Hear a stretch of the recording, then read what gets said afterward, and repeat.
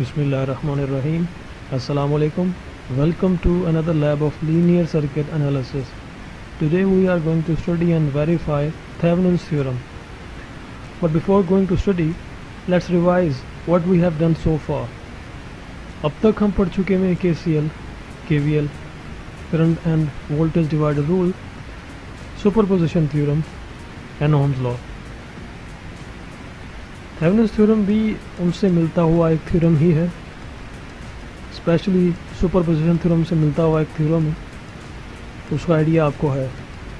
ये जितने भी थ्योरम्स हैं इनका एक बेसिक बेनिफिट है, वो ये है कि ये कॉम्प्लेक्स सर्किट को छोटा करने के काम आते हैं।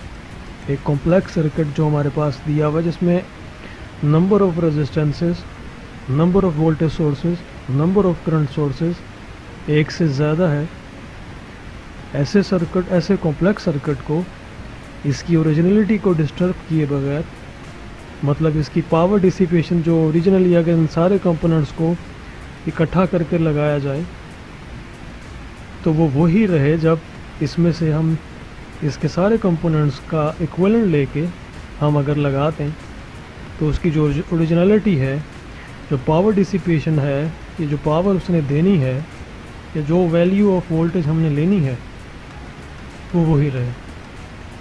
ये इसका एक बेसिक ओवरव्यू है। इसके स्टेटमेंट की तरफ चलते हैं।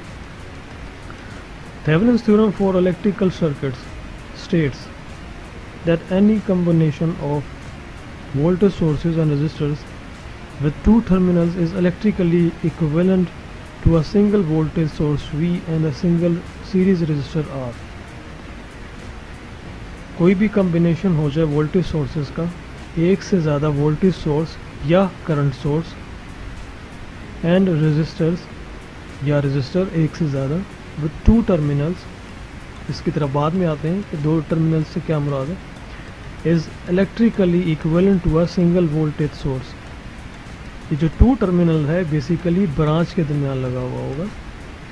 ब्रांच हम जानते हैं, नोड हम जानते हैं क्या है, is electrically equivalent to a single voltage source V and a single resistor R.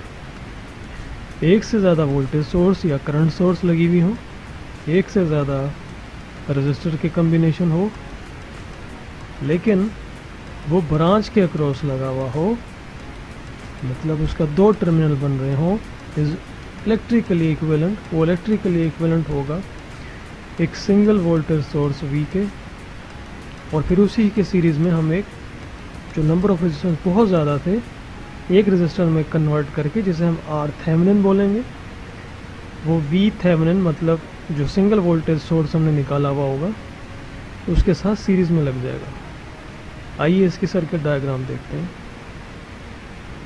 Circuit diagram देखें, इसमें एक ईएमएफ सोर्स दिया हुआ है और R1 दिया हुआ है, R2 है, R3 है एंड सो ऑन। अगर हम देखें तो यहाँ पर RL दिया हुआ है, और ये जो टर्मिनल्स हैं RL के क्रॉस जो वोल्टेज आ रहा है वो उसको VL1 के सामने, ये जो आप देख रहे हैं ये सर्कल सा इसमें जाहिर किया हुआ है। ये जो टर्मिनल्स बन रहे हैं बेसिकली आप इसको देख लें, ये टर्मिनल्स बन रहे हैं, ये दो टर्मिनल्स हैं लेट्स से जो ऊपर स्टेटमेंट में गिवन है, with two terminals is electrically equivalent. ये दो टर्मिनल्स यहाँ बन रहे हैं, ये ब्रांच बन रही है RL। इससे पहले नंबर ऑफ रेजिस्टेंस 3 लगे हुए हैं और एक वोल्टेज सोर्स या ईएमएफ सोर्स लगी हुई है जो E से जाहिर हो रही है। इसको हम स्टेटमेंट के मुताबिक क्या कहने का मकसद है कि इस कॉम्प्लेक्सिटी को हम इस तरह कन्वर्ट कर सकते हैं कि एक वोल्टेज सोर्स आ जाए, अगर यहाँ एक से ज़्यादा वोल्टेज सोर्स दिए हुए हों तो वो VTH की फॉर्म में आ जाएगा, और यहाँ एक से ज़्यादा रेजिस्टेंस गिवन है लेकिन उसका एक इक्विवेलेंट RTH आ जाएगा, ये दोनों सीरीज़ में लग जाएंगे। यही हमारी स्टेटमेंट कहला रही है। लेकिन अब ये होगा कैसे, उसकी तरफ चलते हैं। जिस तरह आपने किया था सुपरपोजिशन थ्योरम में, उसमें कुछ स्टेप्स थे, इसके स्टेप्स के भी, इसके प्रोसीजर में भी कुछ स्टेप्स इन्वॉल्व हैं। ये जो प्रोसीजर है ये इस वक्त हम नहीं कर सकते क्योंकि हमने ये एक्सपेरिमेंट प्रोटीज के ऊपर करना है। तो उसका स्टेप 1 क्या होगा, लेट्स से ये आपके सामने एक गिवन सर्किट है, इसमें 20 वोल्ट की एक बैटरी गिवन है, 2 ओम्स के 2 रजिस्टर हैं, तीसरा रजिस्टर 2 ओम का ब्रांच में लगा हुआ है और 1 ओम का एक और रजिस्टर लगा हुआ है। टर्मिनल्स ए और बी हैं। अच्छा, इस सर्किट को यहाँ से यूँ बंद भी किया जा सकता था, यहाँ तो आपको ये ओपन शो किया हुआ है। अगर यहाँ से यूँ बंद कर दिया जाता तो आप किस तरह निकालते हैं? हमेशा याद रखिएगा, अगर सर्किट यहाँ से क्लोज भी होता, हमने थेवेनिन एक्विवेलेंट निकालना ही ब्रांच के अक्रॉस लगी हुई चीज़ों का होता है। अब ये ए और बी यहाँ पे हमने ऐसे खुले छोड़े हुए हैं, लेकिन अगर इसको यहाँ से बंद कर दिया जाए सर्किट को, और फिर भी हमने VTH निकालना हो या RTH निकालना हो, तो याद रखिएगा कि ब्रांच को हमने नॉमिनेट करना है, यानी ब्रांच में से आपने ये चीज़ें निकालनी है।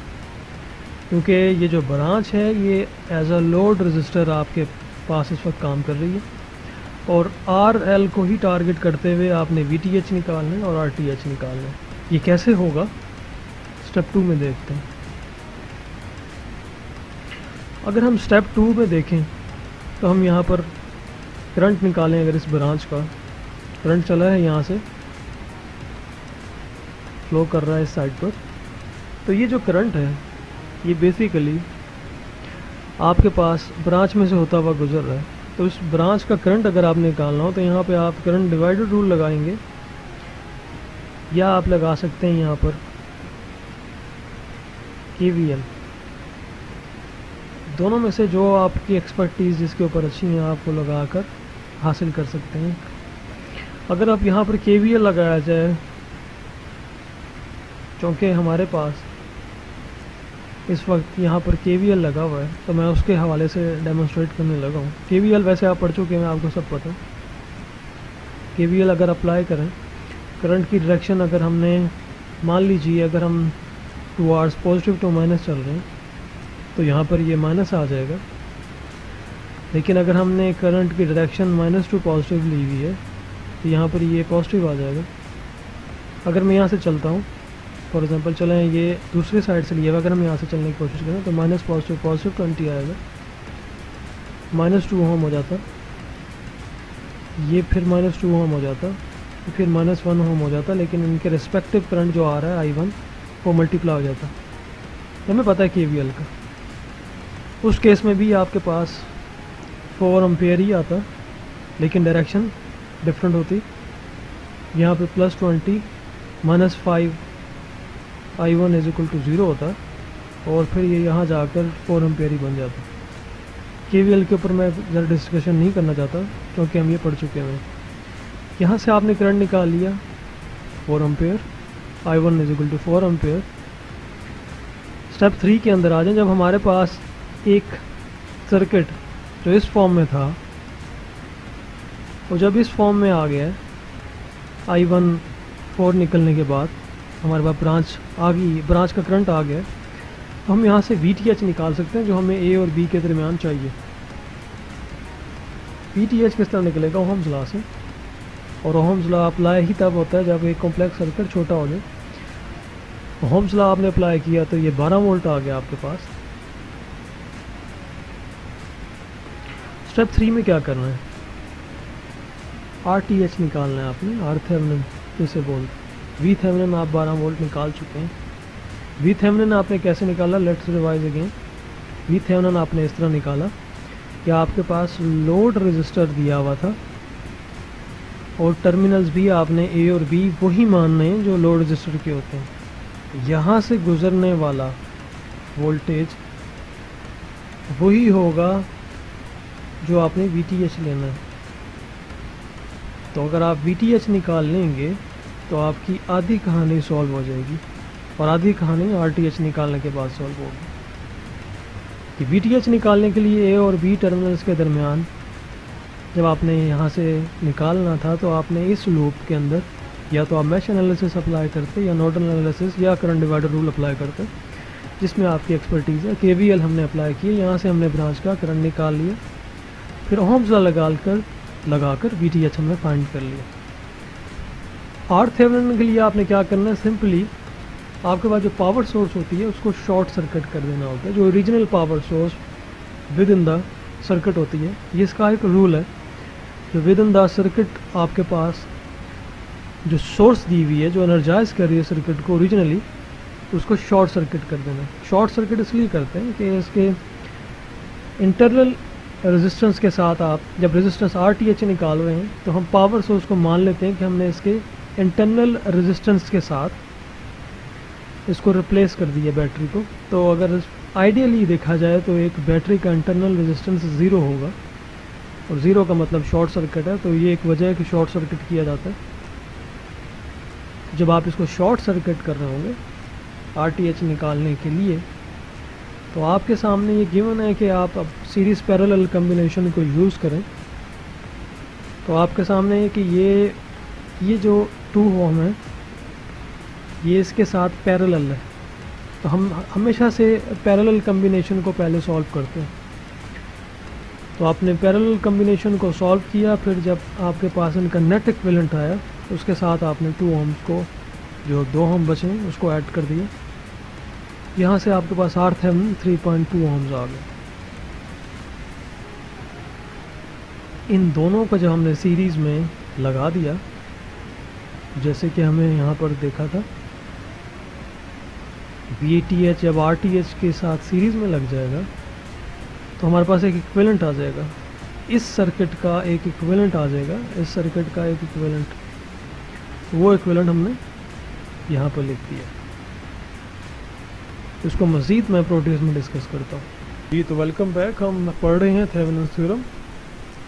थेवेनिन थ्योरम हमें क्या कहता है कि आपके पास एक से ज़्यादा EMF सोर्स अगर एक सर्किट में दी हुई हो, और इसी तरह एक से ज़्यादा रेजिस्टर्स आपके पास गिवन हो, लेकिन आपने ब्रांच की मदद लेते हुए 2 टर्मिनल्स के cross any number of resistances का एक इक्विवेलेंट RThevenin की सूरत में ले लेना, और इसी ब्रांच को यूज़ करते हुए 2 टर्मिनल्स के क्रॉस वहीं से आपने RThevenin निकालने के बाद EThevenin यानी VThevenin, E या V वोल्टेज सोर्स को हम लिखते रहते हैं हमेशा, तो उसका भी एक इक्विवेलेंट ले लेना है। ये आपकी स्टेटमेंट कहलाती है। ये होगा कैसे? उसके लिए प्रोटीज के ऊपर ये सर्किट ड्रॉ करते हैं और देखते हैं कि आया ये मुमकिन भी है। प्रोटीज मेरे पास गिवन है। सबसे पहले बैटरी लूँगा। ये सर्किट हमें हमारे सामने गिवन है। 20 वोल्ट की बैटरी चाहिए मुझे, मल्टी सेल की 20 वोल्ट की बैटरी। तो मैं बैटरी लूँगा मल्टी सेल की।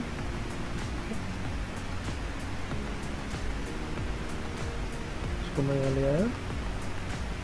दूसरे नंबर पर मुझे रेजिस्टेंसेस चाहिए 4, 1, 2, 3, 4। ब्रांच की अलग हैं और अलग से दी हुई रेजिस्टेंसेस अलग हैं।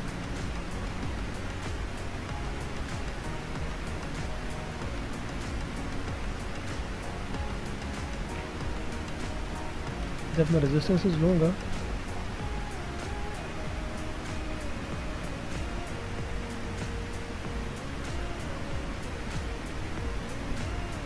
मैंने यहाँ पे ड्रॉ कर लूँगा इस तरह। इसके बाद हमें इसको वेरीफाई करने के लिए, क्योंकि हमारे पास ये सर्किट गिवन है जिसमें 20 वोल्ट की बैटरी वो हमने लगा ली, 2 ओम के अलग रजिस्टर्स हैं और 2 और 1 ओम का रजिस्टर ब्रांच में दिया हुआ। हम VThevenin कहाँ फाइंड करते हैं? ब्रांच के अक्रॉस। RTH हम किस तरह फाइंड करते हैं? वो भी ब्रांच के अक्रॉस। और ब्रांच से मुराद क्या होता है? टर्मिनल्स। इससे इस टर्मिनल को आप बेशक ऊपर वाली साइड को आप A कह दें, नीचे वाली साइड को अगर B कह दें, तो इसके क्रॉस ही हमने घूमना है।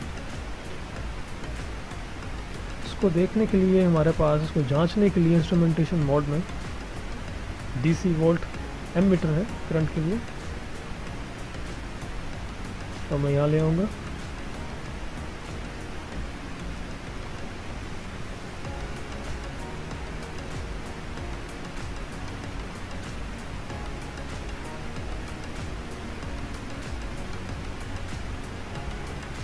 कर लेते हैं थोड़ा सा।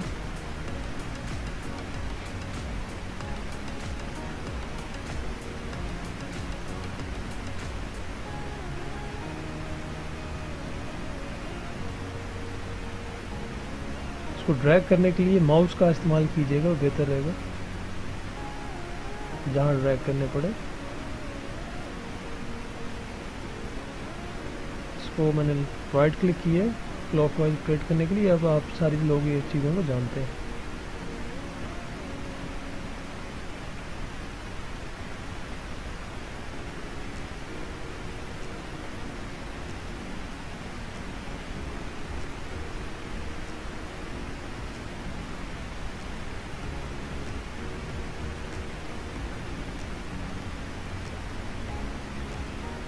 आखिर में मैं इनकी वैल्यू सेलेक्ट कर लेता हूँ। इस सर्किट के अंदर बैटरी जो है 20 वोल्ट की है।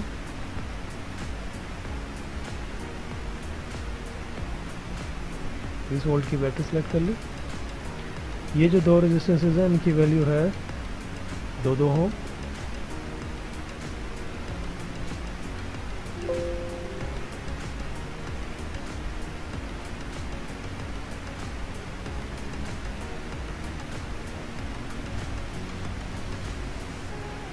इसकी वैल्यू भी 2 ओम है,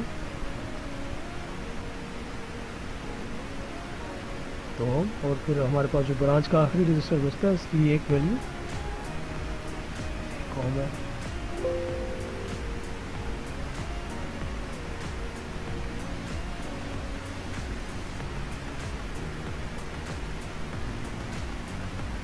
इसको रन करके देखते हैं।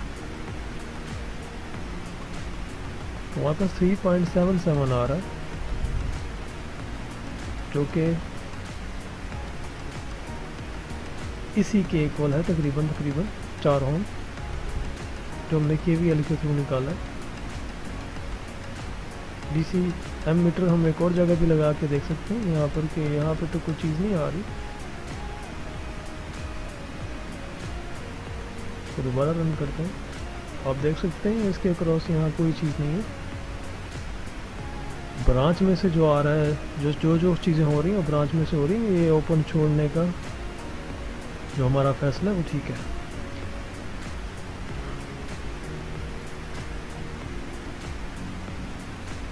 हम देखते हैं कि जो नेट सम है,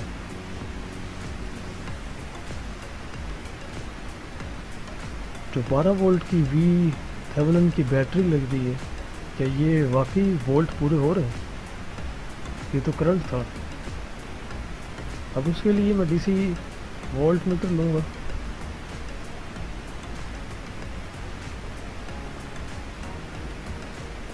और सिंपली इस सर्किट को हम बंद कर देते हैं और देखते हैं कि ऐसा ही है।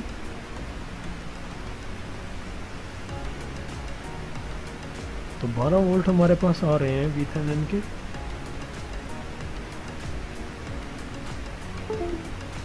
इट मीन्स कि जो हमने फॉर्मूले के साथ वेरीफाई किया वो ठीक है।